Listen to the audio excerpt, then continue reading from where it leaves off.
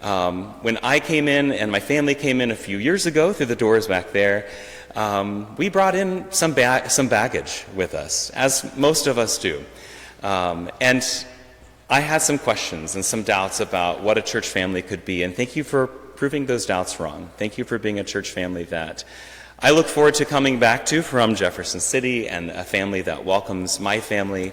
And I'm just so grateful for each of you. So thank you. Thank you for being you. I still have, before you sent me to Jeff City, there was a commissioning service that Mother Evelyn had, if you'll remember. And she created a prayer at the end of that service. And I still have it framed on my shelves behind my desk in the Capitol, along with my chili cook-off participation trophy.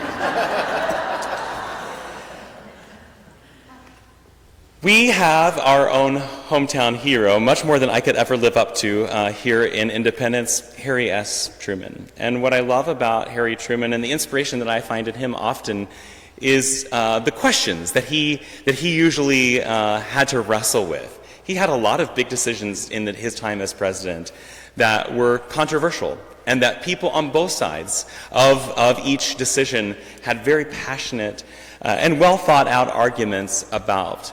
And one such decision that he had to make that often I've struggled with, in what I wonder what I would decide, is his decision to drop the atomic bomb in World War II. His decision to drop the atomic bomb on Hiroshima was a complex culmination of military strategy, of geopolitical considerations that I will never understand, and the desire to bring a speedy end to World War II. With Japan showing no signs of surrender despite intense Allied bombings and the Soviet Union's entry into the conflict against Japan, Truman faced the really daunting task of finding a way to end the war while minimizing further Allied casualties. The atomic bomb, still a relatively new and largely untested weapon, presented a devastating but potentially decisive option. When the decision was finally made to utilize this weapon, you know the story well, the Enola Gay, a B-29 bomber, dropped an atomic bomb named Little Boy on the city of Hiroshima in Japan. The immediate effects were cataclysmic. A blinding flash of light followed by a massive fireball, leveling buildings and killing tens of thousands of people, men, women, and children, instantly. The intense heat and radiation caused unimaginable destruction, with many more perishing in the days and weeks that followed from radiation and injuries and the sickness that resulted. The bombing of Hiroshima marked a turning point in human history, ushering in the atomic age and forever altering the course of warfare. It was August 6th, 1945. Our gospel reading this morning recounts an event the church has dubbed the Transfiguration. The Transfiguration is a pivotal event described in all of the synoptic gospels, so Matthew, Mark, and Luke, where Jesus takes Peter, James, and John, that misfit crew just like we are, up on a high mountain called Mount Tabor. And there he transfigured, or really his true self was revealed before them. His appearance changed, his clothes became dazzling white, and in this moment, Elijah, which we saw taken up to heaven in a great confusion and flurry in our first reading, and Moses appear and converse with Jesus. Not to get too in the nitty-gritty of things, but just to help us understand why those two figures were important, Elijah and Moses along Jesus in the Transfiguration hold profound symbolism. Elijah represents the prophets, and Moses represents the law. Together, they symbolize the entirety of the scriptures, which were up to that moment in canon, pointing to Jesus as the fulfillment of both the law and the prophets. Their presence signifies continuity with the Old Testament tradition, while also emphasizing his superiority as the culmination of God's redemptive plan among us. And so the Transfiguration serves as a pivotal moment of revelation, foreshadowing Jesus' eventual glorification through his death and resurrection. It also provides confirmation of Jesus' identity to the disciples and strengthens their faith for the challenges they didn't know lie just ahead. Ultimately, the Transfiguration invites all of us to behold the glory of Christ and to trust in his power to overcome darkness and bring about the redemption and the healing of the whole world. Since the 1400s, the Church has commemorated the Transfiguration on August 6th. It's something you've probably caught before, that the bombing of Hiroshima on August 6, 1945, happened on the same day that the Church observes and commemorates the Transfiguration. On the same August day, we see the juxtaposition of human devastation and divine glory. At Hiroshima, we see the epiphany of the world's system, revealed in blinding light, affirming its capacity for destruction and the consequences of unchecked human power. At Mount Tabor, we see the epiphany of Christ's true nature, revealed in dazzling light and divine glory, affirming his identity as the Son of God and the fulfillment of God's promises of healing, grace, and loving restoration. Reactions around the world to the bombing at Hiroshima were mixed. News of the unprecedented destruction caused by the atomic bomb sent waves of disbelief and fear, understandably, across the globe. While many nations were deeply troubled by the unimaginable suffering inflicted upon the people of Hiroshima and later more broadly in Japan, they were also relieved, of course, that the war in the Pacific seemed to be coming to an end. The sheer scale of devastation prompted urgent discussions about the ethical implications of nuclear war and the need for international cooperation to prevent such catastrophic events from happening ever again. And it sparked a global dialogue of the importance of peace, diplomacy, and the protection of human life. Now, ultimately, we know that strife and war are not what humankind was created for. It's not our purpose. Our presiding bishop even reminds us often of our purpose when he says, "Together with God we can learn how to lay our swords and shields down by the riverside to study war no more." But all that to say, if we were in Truman's place, none of us truly know how we would have responded or what we would have chosen to do with the information that we have. And I will leave that up to the historians and the experts and the theologians. But the reaction from the disciples at the Transfiguration was also one of awe and astonishment, and also a profound sense of fear.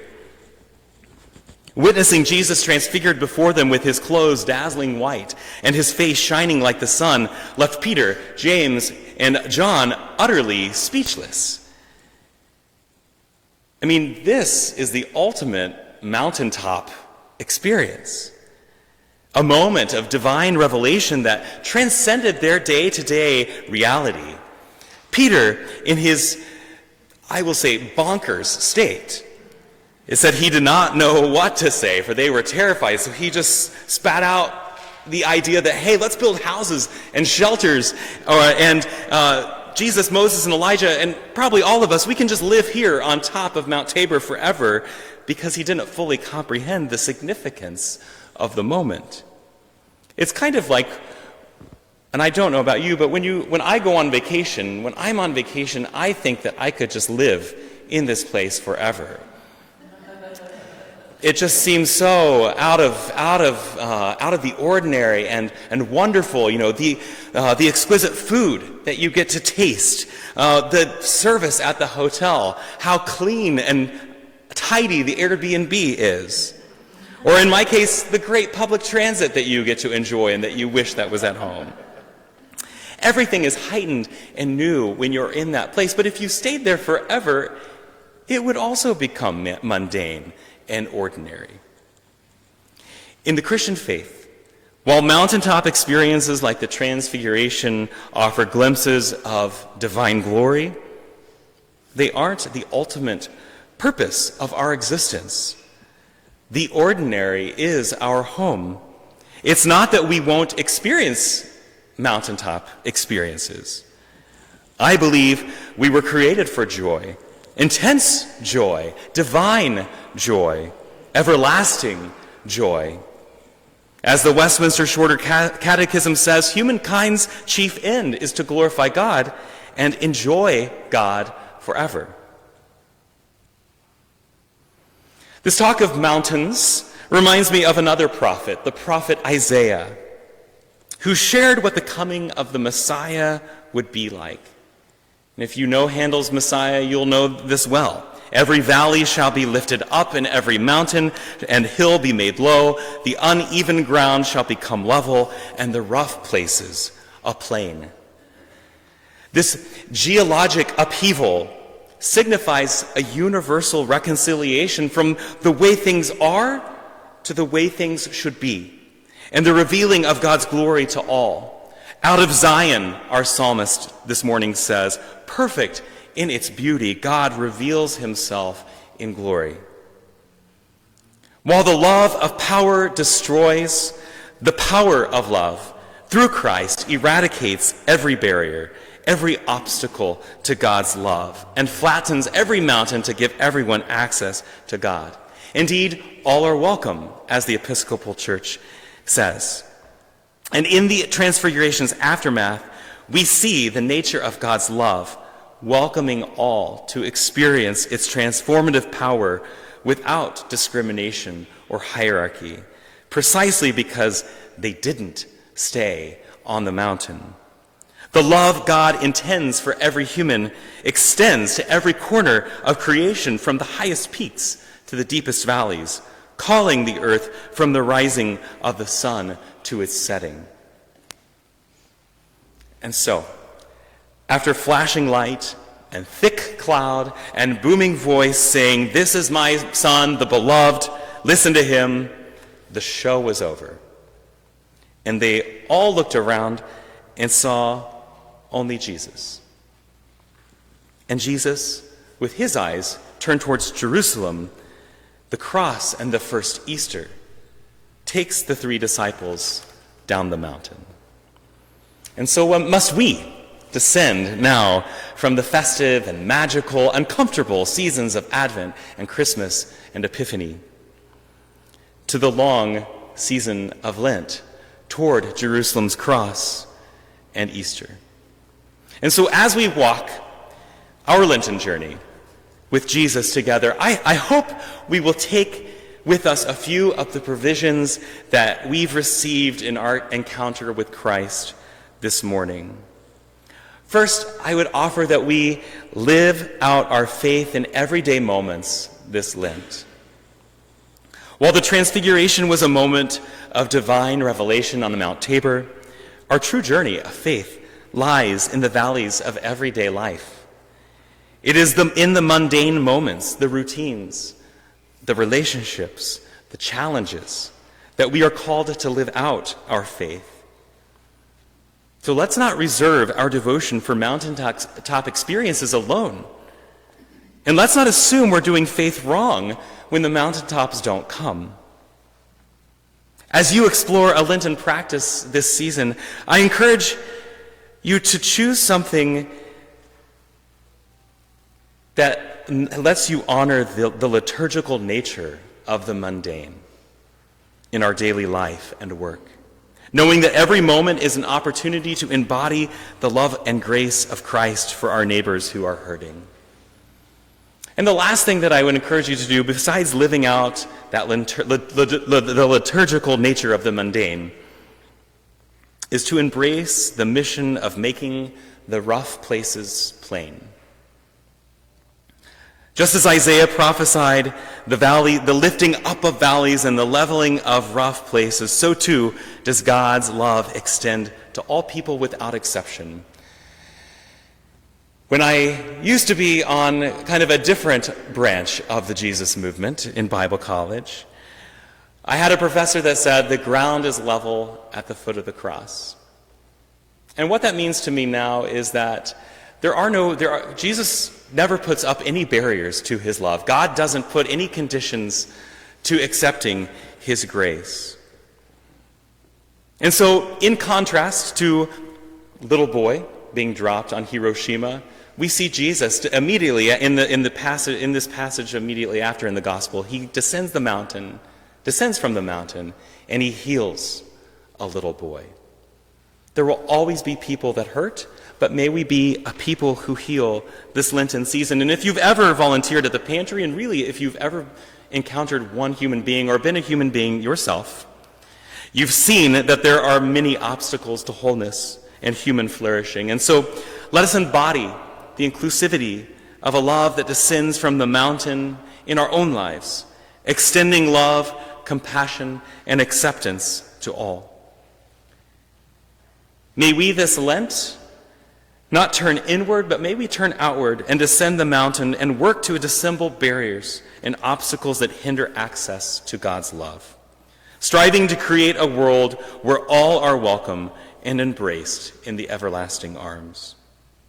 And so, as we descend from our mountaintop, from Epiphany, let us do so with hearts that are open to the atomic power of Christ's love, ready to bring healing and reconciliation to a world in need.